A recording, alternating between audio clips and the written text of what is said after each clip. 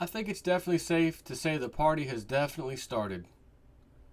That September 23rd date, blood moons right after that, seeing everything happening right now, it just seems like it's going to be escalating. You got World War III about to happen over there in Russia, from Russia in the Middle East. And I'm gonna start this particular video off. The title will be misleading for this part, but I was having lunch with a buddy at work,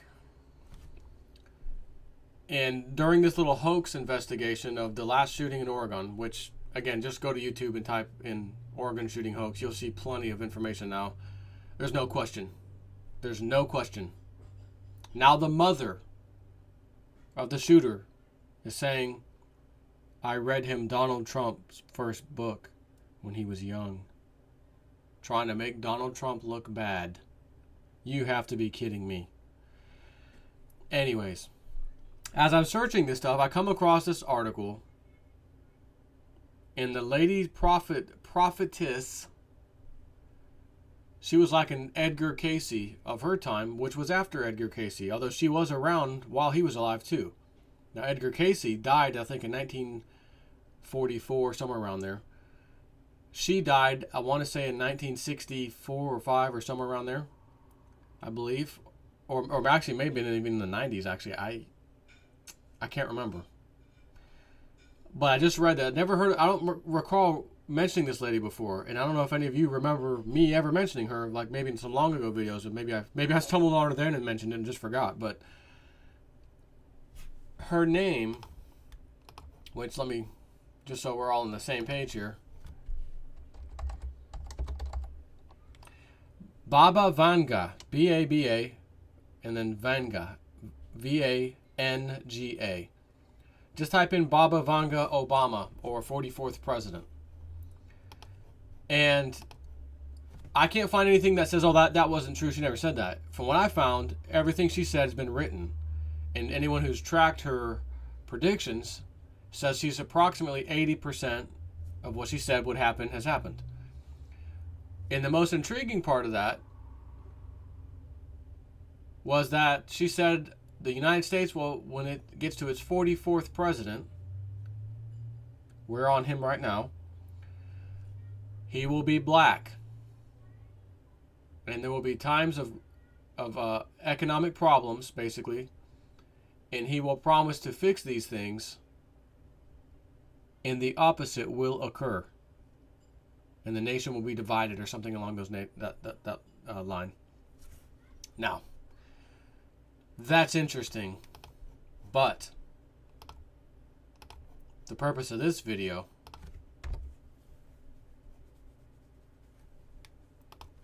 what happened to that site, Silver Doctors?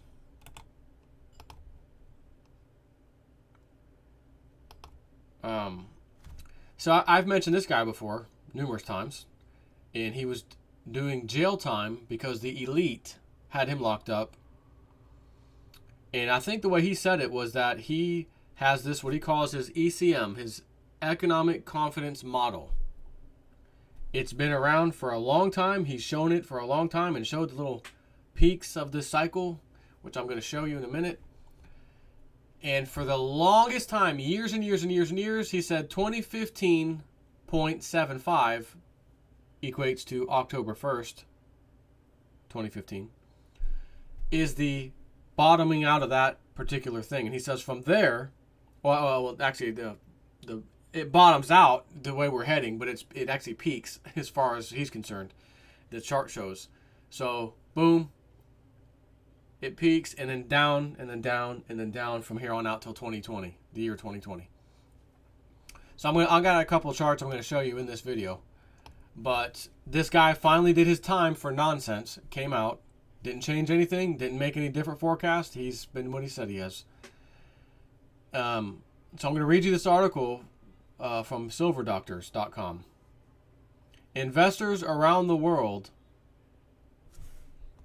and the general public remain mesmerized by the bloviating from mainstream pundits and politicians who claim the economy is an upward trajectory and that government has everything under control.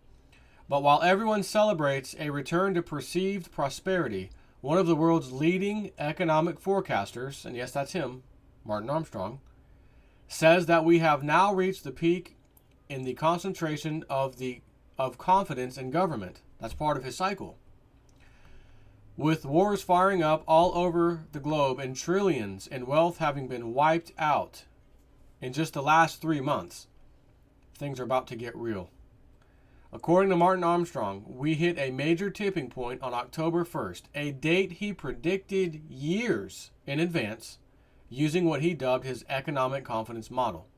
What's worse, Armstrong's war cycle models are converging, suggesting that not only will we see an expansion of international conflicts, but civil unrest will begin to spread precipitously. Armstrong has previously warned that the situation could become so dire that a Mad Max event is possible, and becomes all the more likely as the public loses confidence in the monetary system, economy, and the government's ability to mitigate the crisis. The following report was originally published at Armstrong Economics, that's his website. The unleashing of Russian firepower in Syria in support of the Syrian government came precisely on the day of the economic confidence model, that October 1st day. I have come to learn from observing this model that major world events, whatever the major focus may be, appear to line up with his economic model. So he says this target has been huge for us, given that we have 2 war cycle models. 1, civil unrest that leads to a revolution, or leads to revolution, and 2, international war. It is sort of like the blood moon stuff insofar as it does not line up so easily.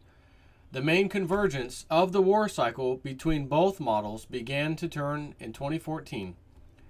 The economic war against Russia imposing sanctions began on March 6, 2014, when Obama signed an executive order that authorized sanctions on individuals and entities responsible for violating the sovereignty and territorial integrity of Ukraine. The next day, this order was followed by another executive order which claimed that Russia had undermined the democratic process. On March 20th, 2014, Obama issued a new executive order blocking property of additional persons contributing to the situation in Ukraine. This order expanded the scope of the 2 previous orders to the government of the Russian Federation. It included its annexation of Crimea and its use of force in Ukraine, which the U.S. claimed was a threat to the national security and foreign policy of the U.S. I'm sure. Then on April 28th, Obama imposed more sanctions on Russia. So, he goes on to name up all this building up. So, with this turning point on the his economic model, 2015.75, marking the precise day when Russia began actively bombing Syria to defend its allied government, even sending in troops, there should be a great concern in the form of a warning sign with red lights that blink. Russia's bombings have captured the headlines. The press claims that Russia is attacking civilians, but has not mentioned that these civilians are rebels trying to overthrow the government of that Obama supported. You might know it as the Free Syrian Army, which is ISIS. The press is misrepresenting what is taking place. There are also reports that China has entered the game by sending in troops to Syria.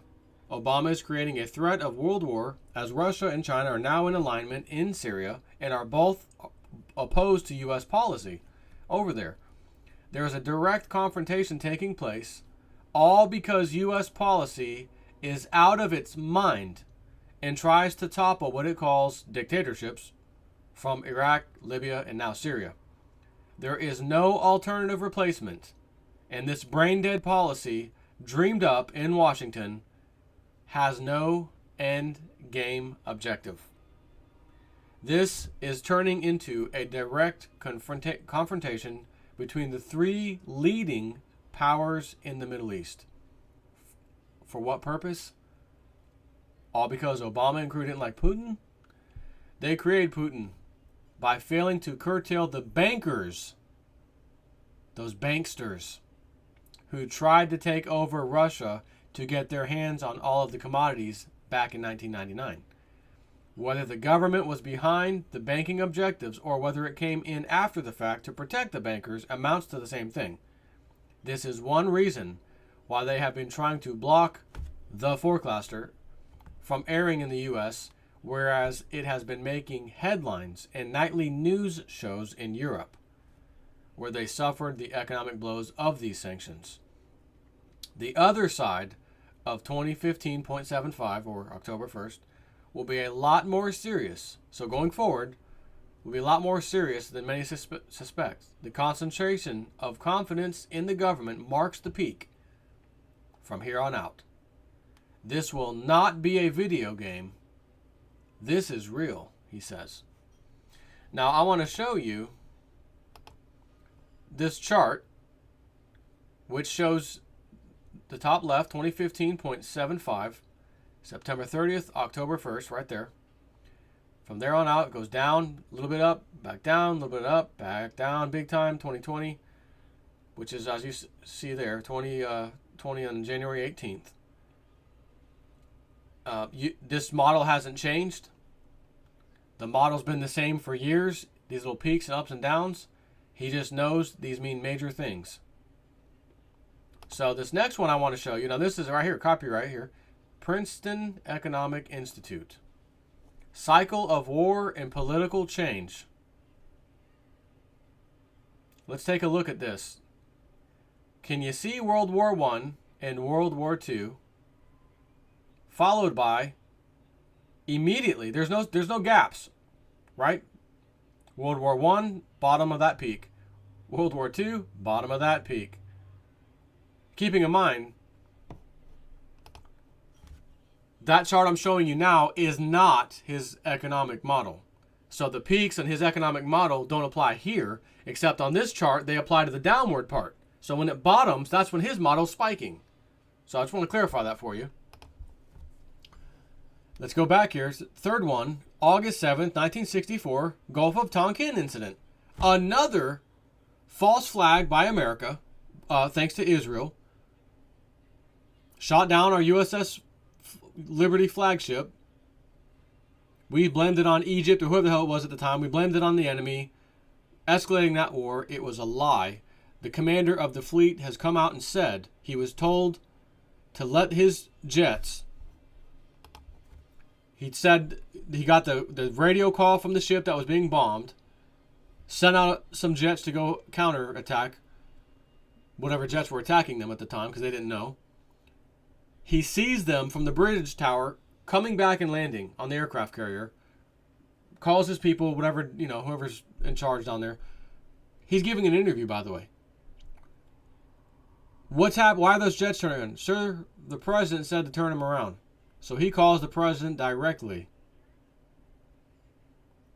And the president, Johnson, I believe, right? Kennedy, Johnson,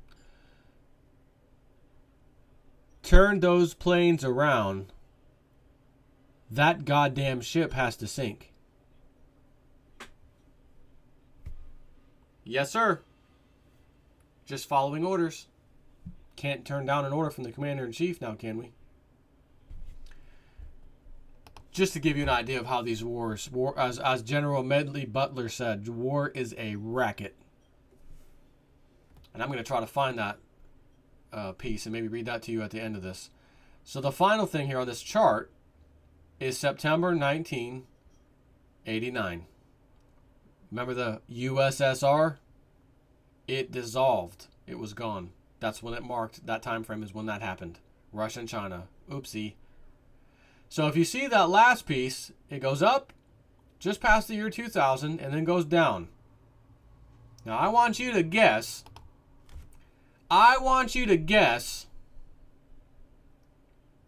What year that little down piece is in. Yeah. It goes in line with his economic confidence model. Pretty much right now going forward. We're hitting the bottom. Doesn't look too appetizing. If I were to just tell you, without all this charts and just said, look, I want to show you a ruler. And look at this ruler as a timeline. It's perfectly spread apart. It's a 4-inch ruler. The first inch, right on the money, right when we're starting the second inch, we had World War I. Second inch to the third inch, World War II. Third inch to the fourth inch, Gulf of Tonkin incident. Fourth inch and final whatever remains to be seen. By a show of hands, who thinks the next thing might be war related? Me? I do. Would it be a bad assumption if I looked at what did history show last exact event cycle? Oh, Gulf of Tonkin war escalation. Okay. Before that, World War. Wow, big one. World War II. Oh, and before that, World War I. Huh. That's strange. So would it be a bad move to suggest that we might be heading towards a big war somehow? And then we see October 1st, Russia militarily goes into Syria. When's the last time you heard Russia in some kind of major war? China. How long ago was it? You can't tell me that this is all by chance, by coincidence, whatever, that these models mean nothing. It's just lucky. Lucky. Coincidental. Ain't no way. And I have a sneaky suspicion that whatever this cycle brings is going to be the end-all, be-all, the climax, the end of the show, the end of the movie. Because America is the modern, as I've said a million times, even done videos on this, New Age Roman Empire to the T. Pension systems, Roman Empire had it. Couldn't pay for it, overspent, overbought, clip the coins, water down the money. Check, Federal Reserve, 9 trillion, 12 trillion, 15 trillion, 16 trillion, 18 trillion, and now let's bump it up again till December to just kick that candle. Check that one off. Warring and expanding was the final thing the Roman Empire could do, thinking that we'll just have to take over everywhere. We can't let anyone win. And they failed. They crumbled. The Russian, why do I keep saying Russian? The Roman Empire is gone. It's in the history books now. It was at its time the place to be, the place you wanted to be a citizen of. Had the most awesome technology of the time. Massive the Colosseum. Is there anything that rivaled that around there in those days? No. And you could look at America. Biggest GDP in the world. Every year we make the most, we spend the most. We're the biggest economy. You've been gutted. We've all been gutted. And now we have to deal with that repercussion. So I know this sounds a little scary, but I want you to look at it this way. You've been sitting back watching a movie. Maybe you've just realized, oh my God, this movie is real and I'm in it. Wow, that's scary. But the movie has an end. It's already been written. It's already done. The producers, the executive director, they all wrote it. It's done. Has an ending. It's going to be there. So you can sit there and eat popcorn and finish watching it. You might even want to get involved in the movie, so to speak. Take some action. But it doesn't matter. This movie has a predetermined ending.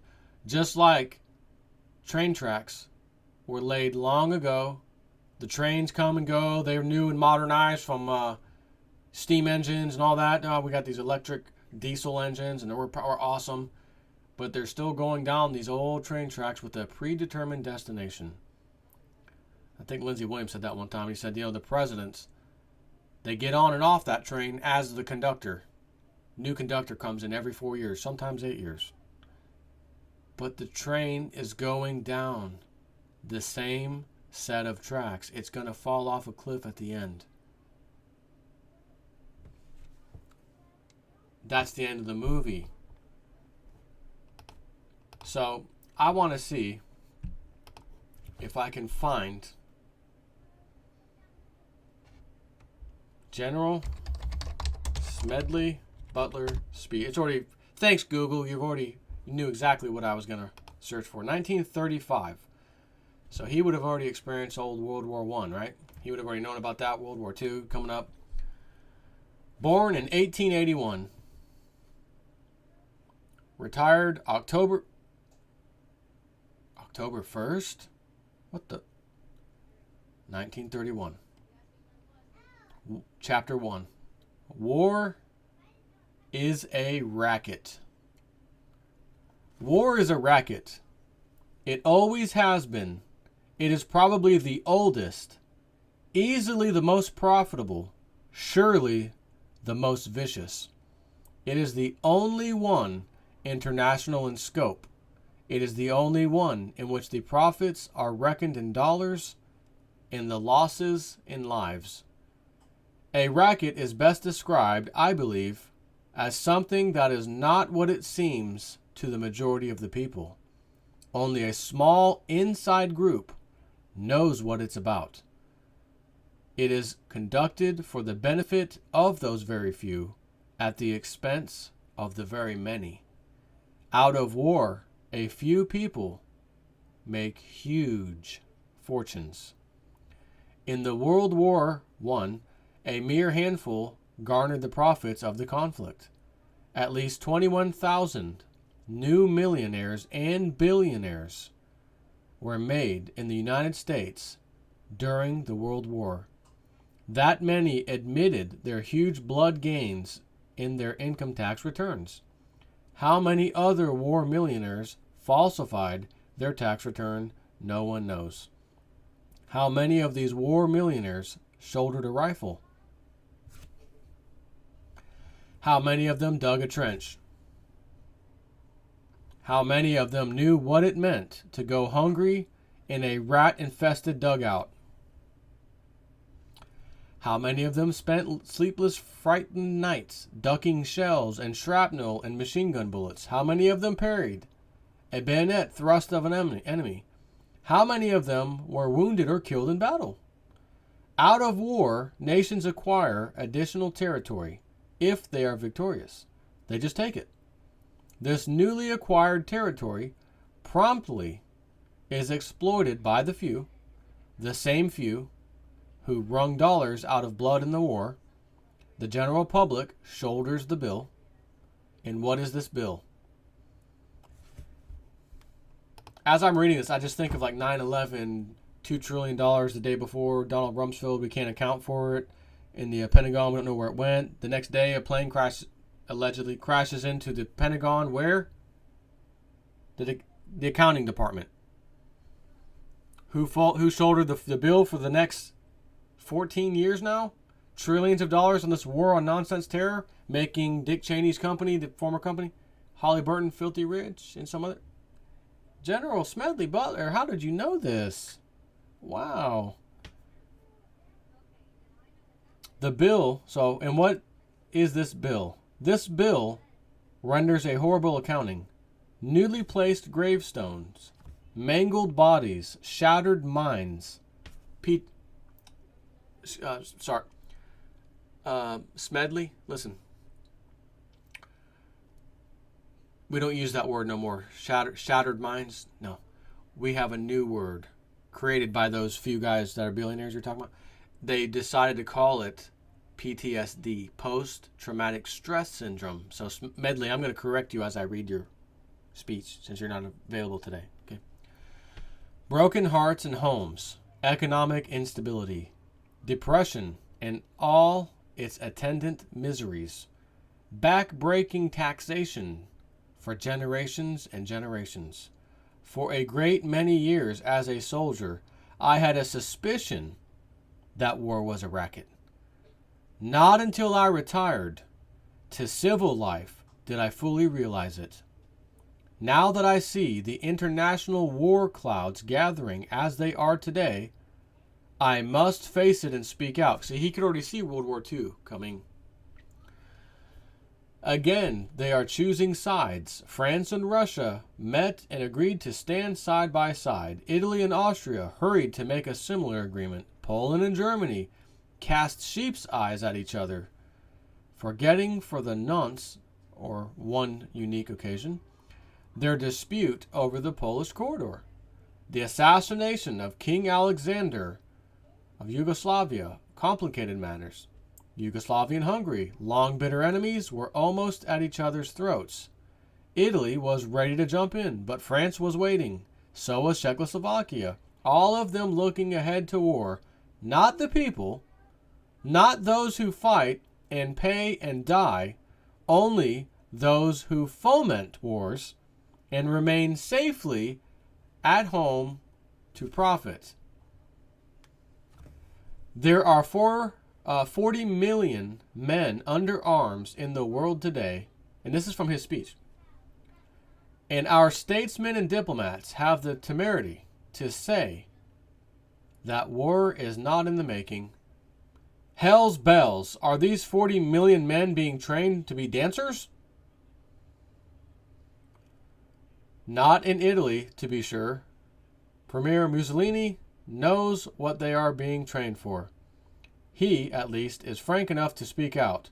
Only the other day, in International Conciliation, the publication of the Carnegie Endowment for International Peace, keeping in mind the Carnegies are the club members of Rockefeller boys, said, quote, and above all, fascism, the more it considers and observes the future and the development of humanity quite apart from political considerations of the moment, believes neither in the possibility nor the utility of perpetual peace.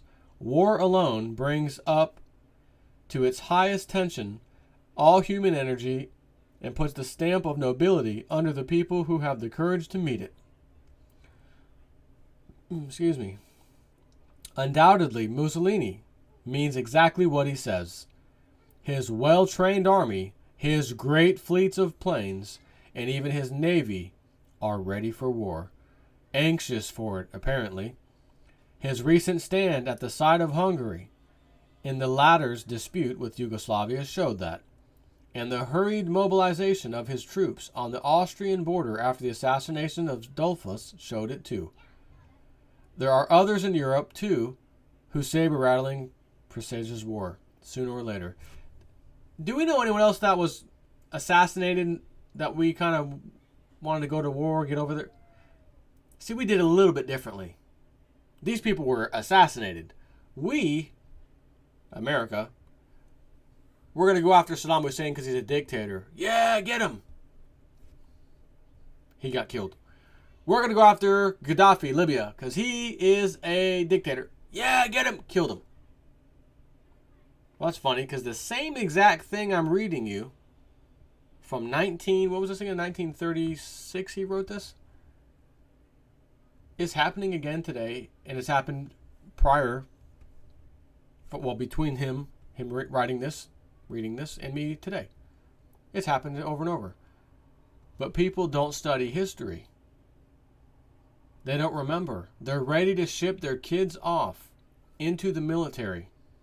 Go, yo, USA, be proud, yeah, servicemen, yeah.